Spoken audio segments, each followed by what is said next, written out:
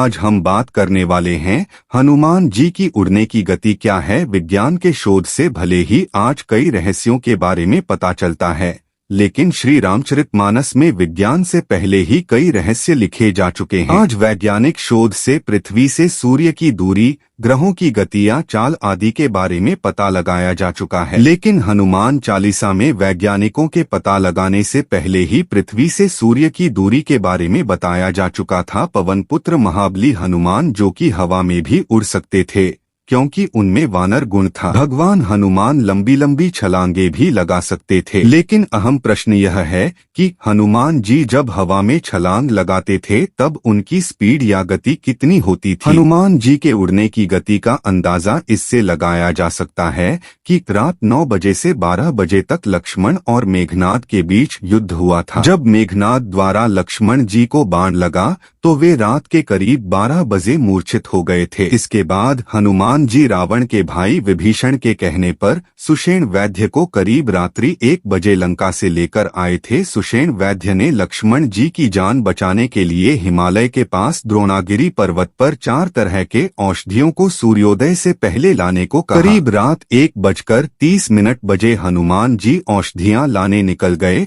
और 2500 किलोमीटर दूर हिमालय के द्रोणगिरी पर्वत से औषधि लेकर आए। आधे घंटे उन्होंने औषधि ढूंढने में लगा दिया होगा, ऐसा अनुमान लगाया जाता है। आधे घंटे का समय कालनेमी नामक राक्षस ने हनुमान जी भ्रमित करने में लगाया होगा और आधे घंटे का समय भरत जी द्वारा उनको नीचे गिराने में और वापस भेजने देने में लगा होगा। इसका मतलब है कि हनुमान जी को औषधि लाने के लिए आने जाने में केवल 2 घंटे का समय मिला। हनुमान जी केवल 2 घंटे में ही द्रोणगिरी पर्वत हिमालय पर जाकर वापस 5000 किलोमीटर की यात्रा करके आए थे। इस तरह से अनुमानित तौर पर उनके हवा में उड़ने की गति 2500 किलोमीटर प्रति घंटा रही होगी। वहीं वर्तमान में भारतीय वायुसेना का लड़ाकू विमान मिराज की गति 2400 किलोमीटर प्रति घंटा है। इस तरह से ऐसा माना जा सकता है कि हनुमान जी वायुसेना के लड़ाकू विमान मिराज की गति से भी तेजी से उड़कर कई अवरोधों को दूर करके सूर्योदय से पूर्व औषधि लेकर आ गए थे।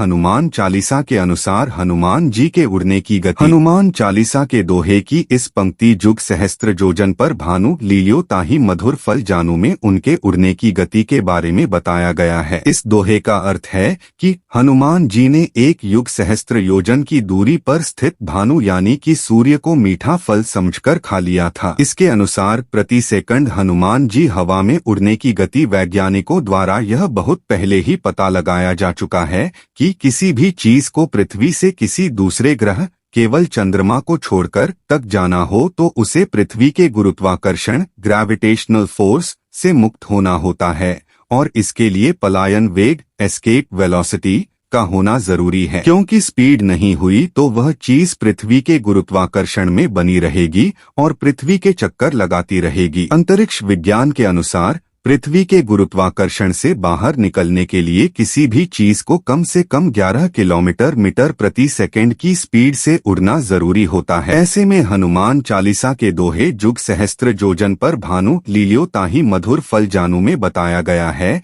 कि हनुमान जी ने पृथ्वी से सूर्य तक की यात्रा की है, इसलिए उनके उड़ने या फिर छलांग लगाने की हाई स्पीड 11 किलोमीटर प्रति सेकंड से ज्यादा रही होगी। अगर दोस्तों वीडियो पसंद आए तो चैनल को सब्सक्राइब जरूर करें, कमेंट में जरूर बताएं वीडियो कैसे लगा।